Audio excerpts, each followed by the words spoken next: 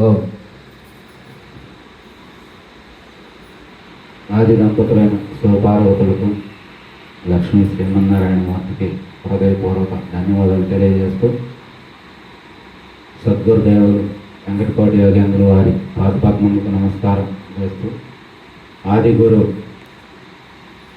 భారతదేశానికే ఒక గొప్ప బ్రహ్మజ్ఞాన నిధైనటువంటి వేదవ్యాస మహర్షి వారికి నమస్కారం చేస్తూ జగద్గురు శ్రీకృష్ణ పరమాత్మ యొక్క జన్మదిన శుభాకాంక్షలు అందరికీ తెలియజేస్తూ 5252వ జయంతి స్వామి అంటే ఎంత సుదీర్ఘమైనటువంటి కాలమో చూడండి. 5252వ జయంతిని మనం ఈరోజు జరుపుకుంటాము. మరి వ్యాస భగవానుడు దీనికంటే కూడా 150 సంవత్సరాలు ముందు కాలంలో జన్మించాడు. ఆ కాలంలో జరుగుతున్నటువంటి కథ మొత్తం కూడా ఆయన మానసికంగా సిద్ధం చేసుకొని ఆ కథని రచింపి చేయటంలో దానికి మహాభారతం అని పేరు పెడితే మొత్తం అది 18 పర్వాలుగా, 100 ఉపపర్వాలుగా, 63 అశ్వాసనాలుగా, మొత్తం 2045 అధ్యాయాలతో 1700 శ్లోకాలతో పెద్ద మహాసముద్రం లాంటి ఒక గ్రంథం తయారై అందులో అన్నీ ఉన్నాయి. అంటే 3 కాలాలకు సంబంధించిన విషయాలన్నీ అందులో పొందుపరిచిన మహానుభావుడు. భగవద్గీత అందులోనిదే, విష్ణు సహస్రనామం అందులోనిదే. ఇట్లా అనేక రకమైన బోధలన్నీ కూడా చాలా ముఖ్యమైన ఘట్టాలన్నీ అందులో ఉంది. అందులో శ్రీకృష్ణ పరమాత్మ మరి అన్ని పర్వాల్లో ఆయా సందర్భాల్లో ముఖ్య గెస్టుగా ఆ పాత్ర అనేది మరి అద్భుతంగా రచించడం జరిగింది. ఆయన మానవుడిగా పుట్టి మానవోన్నతమైనటువంటి ఆలోచనలు చేసి నిత్యం పరోపకారంతో మరి ప్రజలకు మేలు చేసేటువంటి వ్యక్తిగా మారి అద్భుతమైనటువంటి మంచి చెడు విచక్షణ జ్ఞానంతో లోకాన్ని ఉద్ధరించడం కోసం వచ్చిండేమో అన్నట్లుగా ఆయన పాత్ర ఎప్పుడూ కూడా అంత అద్భుతంగా చాలామంది గొప్ప గొప్ప వాళ్ళకే అర్థమైనటువంటి వ్యక్తి ఆయన. అందరూ సామాన్యుడికి ఆయన అర్థం కాలేదు ఆ రోజుల్లో. ఎందుకంటే ఆయన చూసే జీవన విధానంలో చూస్తే కొన్ని లోపాలు ఉంటాయి. అంటే మంచి చెడు మిక్స్ అయ్యి ఉంటుంది ఆయన జీవితం అంతా. చూడటానికి మనలాగే అన్ని రకాలుగా ఉన్నాడు. అలాగే మరి 8 మంది భార్యల్ని ఇంకా సందర్భానుసారంగా వివాహం చేసుకున్నట్లుగా, ఆ తర్వాత పాండవులతో ఆయనక మరి సఖ్యత, వాళ్ళ మేనత్త కొడుకులు కావటం, ఆ తర్వాత ఆయన చెల్లెల్ని మళ్ళీ వాళ్ళకి ఇవ్వటం, మరి ఈయన కొడుకు దుర్యోధనుని కూతుర్ని చేసుకోవటం, ఇట్లా మొత్తం బంధుత్వం అంతా అక్కడక్కడే చుట్టుకొని తిరిగి అలా తిరిగి ఆయన పాత్ర అంతా ఉన్నతంగా మరి కొనసాగి అట్లా చేసేటువంటి కాలంలో శ్రీకృష్ణ పరమాత్మ అనేక రకమైనటువంటి మనకి ఇచ్చిన వాటిల్లో భగవద్గీత అనేది గొప్ప గ్రంథంగా. ఎందుకంటే కౌరవులు పాండవులు సొంత అన్నదమ్ముళ్ళే. ఇవాళ మనకు జరిగేదే ఆయాలా జరిగింది, ఇది ఎప్పటికీ జరిగింది.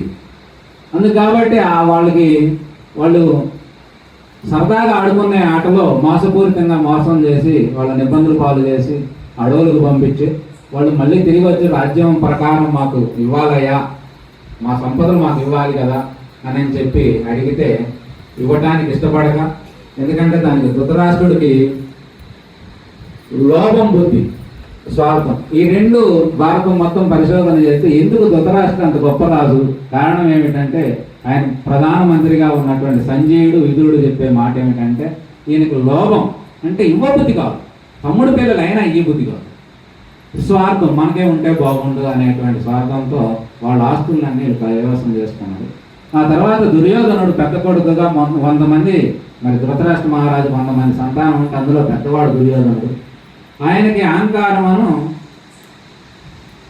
అహంకారంతో కూడుకున్నటువంటి మోహపు ఆలోచనలు ఉంటాయి. అంటే ఆయనకి ఏదైనా అసూయమై, అహంకారం, అసూయ, ఇతరులకు ఉంటే వారం లేదు. పాండవులు రాజసూయ యాగం చేసి ఆ యాగం యజ్ఞం పూర్తయ్యే టయానికి వాళ్ళకు వచ్చిన సంపదలు అన్నీ చూసి వారం లేకే ఈ యొక్క దురాలోచనలకి దారి తీపించి వాళ్ళని ఏదో రకం పన్నాగాలని పంపించింది. సరే అనుకున్న ప్రకారం వాళ్ళు 13 ఏళ్ళు అయిపోయిన తర్వాత కూడా ఇవ్వకపోతే అప్పుడు మొత్తం నలుగురు రాయబారులుగా నడిస్తే అందులో శ్రీకృష్ణ పరమాత్మ 3వ రాయబారిగా పోయి కౌరవులకు అనేక రకమైన ఘట్టాలన్నీ మనకి బోధించడం జరిగింది. అయినా వినకపోతే యుద్ధం అనివార్యమైంది. అయినప్పుడు అప్పుడు శ్రీకృష్ణ పక్షాన ఒకటి ఆయన చెప్పింది ఏంటంటే, యుద్ధానికి అయినా సిద్ధమే, నీకు సేవ చేయడానికైనా సిద్ధమే అందుకు. కాబట్టి పాండవులకి అనేది వాళ్ళకి ఇవ్వాల్సిన ధర్మం ప్రకారం వాళ్ళకి ఇవ్వకపోతే దానివల్ల జరగబోయే పరిణామాలు తీవ్రంగా ఉంటాయి అని చెప్తే వాళ్ళంతా హేళనగా చూశారు. సరే, అక్కడి నుంచి ఆయన వచ్చి పాండవులంతా సంసిద్ధం చేసి ఒకటి యుద్ధం వద్దు అని సంపూర్ణంగా 100% ప్రయత్నం చేసిండు. యుద్ధం వల్ల వచ్చే అనార్థాలు ఎంత నష్టమో, దగ్గర 160 కోట్ల మంది జనాభా మగ పురుషులందరూ చనిపోయారు. అప్పుడు ఎంతమంది చిన్నపిల్లలు, ఆడవాళ్ళు, క్షోభ ఎలా ఉంటుందంటే స్త్రీ పర్వం అందులో చదివితే ఎంత భయంకరంగా ఒళ్ళంతా గగ్గురు పడుస్తూ ఉంటుంది.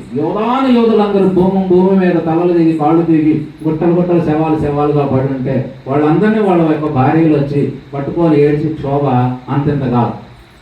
ఇవన్నీ ఆ రకంగా జరుగుతూ ఉంటే వద్దన్న తర్వాత మళ్ళీ యుద్ధం చేయాల్సి వస్తే యుద్ధానికి సంసిద్ధమై మొత్తం బారులు తీరిన తర్వాత అర్జునుడు మహాభారతంలో, రామాయణంలో రాముడు ధనుర్విద్యలు ఎంత గొప్పవాడో మహాభారతంలో అర్జునుడు అంత గొప్పవాడు. ఆయన యుద్ధం మొత్తం కూడా 5 నిమిషాల్లో ముగించగలడు, అంత సామర్థ్యం కలిగినవాడు. ఎందుకంటే శివుడితో స్వయంగా శివుడిని మెప్పించండి యుద్ధం చేసి. ఆయన చేత పాశుపత అస్త్రాలు పొందాడు. ఇంద్రలోకానికి కూడా అనేక రకమైన ఆయుధాలు ఆయన సమకూర్చుకోగలిగింది. అంత ఏకాగ్రత, అంత తపస్సు కలిగిన వాడు. వాకును కూడా అంత పొదుపుగా వాడుకునేవాడు అర్జునుడు. ధర్మరాజు, భీముడు, అర్జునుడు ఈ ముగ్గురు కూడా డిఫరెంట్ క్యారెక్టర్, చాలా గొప్ప పాత్రలు. అలా ఉండి వాడు యుద్ధం చేయాల్సి వస్తే యుద్ధానికి మొత్తం అటు ఇటు మొత్తం ఎక్కడోళ్ళు అక్కడ దారి చేయలేరు. యుద్ధం అంటే చిన్నది కాదు. కురుక్షేత్రం అంటే మన జిల్లా అంత ఉంటుంది, అంతమంది జనాభా ఉండాలి కదా. అవన్నీ వస్తే శ్రీకృష్ణ పరమాత్మ బ్రహ్మాండంగా మరి ఆయన సారథి అయి నిలిచి బండి మీద వస్తే, వచ్చిన తర్వాత ఒకసారి పోనేయా మనం మధ్యకు బాని మరి ఎవరెవరితో మనం యుద్ధం చేయాలి ఏందని చూస్తే ఎటు చూసినా అంతా బంధువులే కనపడుతుంది. ఈ బంధువులందరినీ చంపుకొని మనం చేయగలిగేది ఏమి చేయాలి? ఇప్పుడు గ్రామంలో మనుషులు లేకుండా పరిపాలన ఎవరి మీద చేయాలి మనం? అందుకని పైగా అందరు బంధువులే. ఇటు చూస్తే అన్నదమ్ములు, మనవాళ్ళు, ఆయన ముది మనవాళ్ళు కూడా వయసు వచ్చింది అందరికీ. వీళ్ళకి పాండవులు, కౌరవులు కూడా 100 సంవత్సరాల వయసు వచ్చింది అప్పుడు. అట్లా మరి ఇదంతా వస్తే ఇవన్నీ ఏం చేయాలి కాబట్టి అని ఆయన ఇవన్నీ తెలుసుకున్న తర్వాత అర్జునుడికి చేతులను గాంధీయం జారిపోయింది. మనం వినకూడని ఏదైనా సన్నివేశాలు ఉంటే చేతులకు ఒళ్ళంతా షేక్ వచ్చి వణుకొస్తుంది. అట్లా ఆయన షేక్ వచ్చి రథం మీద సతికలు పడ్డాడు. బావా, నేను యుద్ధం చేయలేనయా, అవసరమైతే అడుక్కొని తింటా కానీ నా వల్ల కాదని. అదేందయా, నిన్ను నమ్ముకొని అందరు యుద్ధానికి దిగితే నువ్వే చేయనంటే ఎట్లా అని చెప్పి అప్పుడు 2-2.5 గంటలు పైన పట్టింది. సంస్కృతంలో 700 శ్లోకాలు. 700 శ్లోకాల్లో ఒక 30 శ్లోకాలు దాకా సంజయుడు వేరే ధృతరాష్ట్రుడు చెప్పినట్లుగా ఉంటుంది భగవద్గీత అంతా. మిగతా 650 శ్లోకాలు పైన శ్రీకృష్ణ పరమాత్మ చెబుతా ఉంటే అర్జునుడు మోకాళ్ళ మీద కూర్చొని అన్నాడు. ఎంత శ్రద్ధలు, అద్భుతమైనటువంటి ప్రవచనం అంతా. అందులో ఏమున్నదంటే మానవ జీవితాన్ని ఎలా నడుచుకుంటే జీవితం సాఫల్యం అయింది, ఎలా నడుచుకుంటే సార్థకం అవుద్ది, మానవ జన్మ యొక్క పరిపూర్ణత ఏమిటి, మంచి చెడులు ఏమిటి, మనసు అంటే ఏమిటి, అందులో గుణాలు ఏమిటి, ఆ గుణాల్లో ఉన్నటువంటి అనేక రకమైన భావాలు ఏమిటి, వాటిని ఎట్లా జయించాలి, ఈ రకంగా అనేక రకమైన భగవద్గీత మహాభారతం 1700 శ్లోకాలు అంటే చూసుకోండి. 1700 అంటే 700 శ్లోకాలు భగవద్గీత. అది మనం ఒక చెట్టుకు గేనక చెట్టు ఉంటే చెట్టు అంతా ఉంటుంది. చెట్టు అంతా మనకు అవసరం లేదు, మిరపతోట వేస్తాం, బ్రహ్మాండంగా పండిస్తాం. మనకు కావాల్సిన మిరపకాయ, ఒడ్లు పండిస్తాం, 6 నెలలు కావాల్సిన ఒడ్లు ఇస్తున్నాయి, కానీ గడ్డి కాదుగా. అట్లా మహాభారతానికి ఒక పండులాగా అది మనకి మొత్తం సంపూర్ణంగా మొత్తం ఎటు చూసినా దైవమయమని చూడడానికి విష్ణు సహస్రనామం. భగవద్గీత కృష్ణుని ద్వారా అర్జునుడికి అంటే భక్తులకు బోధించబడింది. అదే విష్ణు సహస్రనామం భీష్మాచార్యుని చేత అంటే భక్తుడైన భీష్మాచార్యుడు కృష్ణుడిని సమక్షంలో పాండవులకు బోధించడం జరిగింది. అది సహస్రనామం అంటే 1000 నామాలు. 1000 నామాలలో విశ్వం విష్ణువు అనేటువంటి 2 నామాలు, వాస్తవానికి 2 ఒకటే. విశ్వమే విష్ణు అని చెప్పే నామం. ఆ ఒక నామానికి అర్థం చెప్పడం కోసం 1000 నామాలు చెబితే ఆ నామాలన్నీ 2-3 అక్షరాలు వెంట పెట్టుకొని ఉంటాయి. చాలా గొప్పగా ఇది గ్రంథాలన్నీ. శివ సహస్రనామం, విష్ణు సహస్రనామం, లలితా సహస్రనామం, అమ్మవారు. ఈ 3 సహస్రనామాలు మనకి చాలా ప్రధానమైనవి. అందులో 100 నామాలే వేరు వేరుగా ఉంటాయి. శివ సహస్రనామం విష్ణు సహస్రనామం తీసుకున్నాం అనుకోండి, శివుడు కట్టు బొట్టు వేరు, ఆయనకు భార్యలు పిల్లలు పద్ధతులు వేరు, అలాగే విష్ణువుకి పద్ధతులు వేరు. మిగతా 900 నామాలు ఒకటిగానే ఉంటాయి. కాలహ అంటే మొత్తం కాల స్వరూపం ఆయనే, భగవాన్ అంటే భగవతత్వం తెలిసిన వాడు, అట్లా నారాయణ అంటే నరులకి ఆశ్రయమైన వాడు.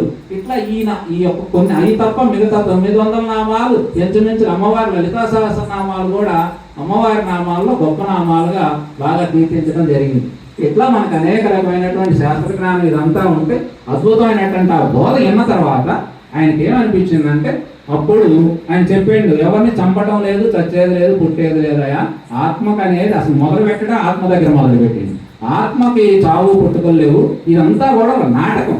ఈ నాటకంలో ఎవరి పాత్రలు చేయాలి చేస్తున్నాం అంతే తప్ప నువ్వు కానీ నేను కానీ చంపేది ఏమి లేదు అని చెప్పి బోధ సత్యాన్ని ఆయనకు దర్శింపజేసిన తర్వాత, ఆత్మజ్ఞానాన్ని బోధించిన తర్వాత అప్పుడు తిరిగి ఆయన కార్యోన్ముఖుడై మళ్ళీ కర్మలో ఉత్సాహంగా బ్రహ్మాండంగా 18 రోజులు యుద్ధం చేసి విజయం దక్కినాడు.